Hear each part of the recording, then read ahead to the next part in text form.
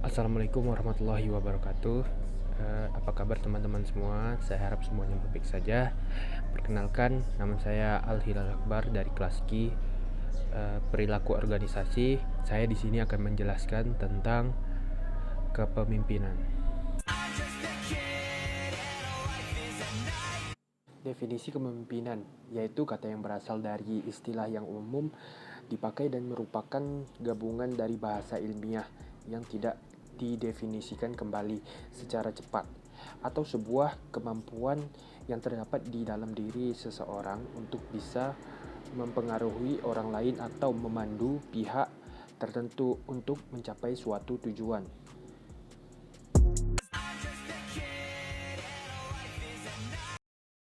Menurut Stoner, kepemimpinan adalah sebuah proses dalam mengarahkan atau mempengaruhi kegiatan terkait sebuah organisasi atau kelompok demi mencapai tujuan tertentu.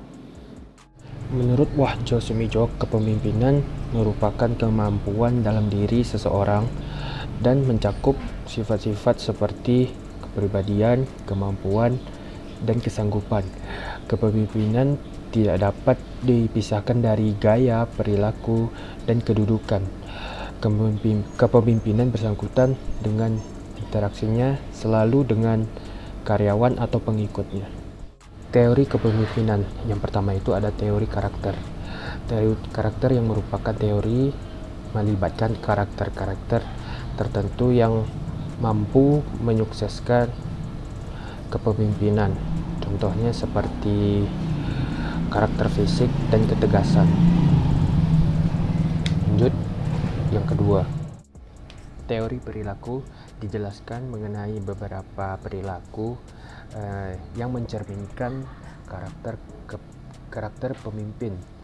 Perilaku tersebut terbagi menjadi dua, yaitu pertama adalah job-centered, sifat kepemimpinan yang berfokus pada pekerjaan.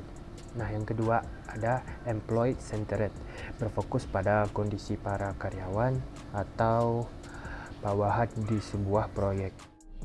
Teori kepemimpinan situasional dijelaskan mengenai kematangan para pengikut atau bawahan.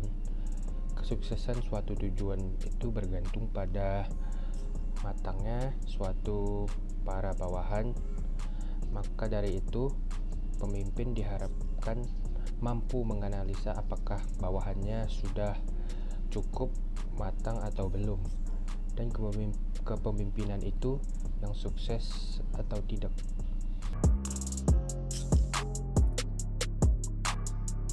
Fungsi kepemimpinan yang pertama ada fungsi instruktif, yang kedua fungsi konsulatif, yang ketiga fungsi delegasi, yang keempat fungsi partisipasi, dan yang terakhir adalah fungsi pengendalian. Kita sekarang masuk ke tujuan kepemimpinan. Nah, yang pertama itu mencapai tujuan.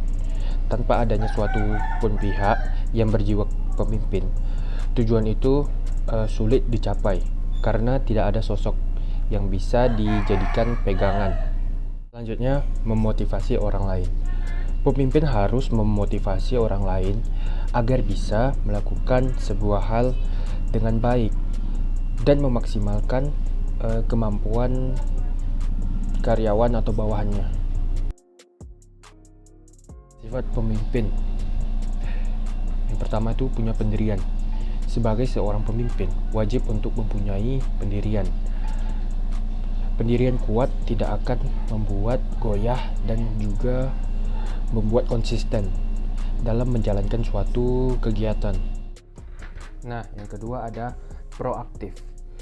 Pemimpin harus proaktif. Pemimpin tidak boleh pasif. Karena apabila seseorang pemimpin bersifat pasif, tujuan itu tidak akan tercapai. Yang ketiga ada jujur. Kejujuran mutlak harus dimiliki oleh seseorang pemimpin. Sosok yang jujur adalah orang yang dapat diandalkan dalam perusahaan atau dalam berbagai hal dan tidak akan menggagalkan suatu tujuan untuk kepentingan pribadi.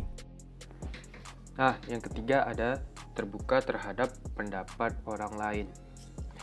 Seseorang pemimpin wajib terbuka terhadap setiap pendapat yang ada dan tidak boleh menutup diri.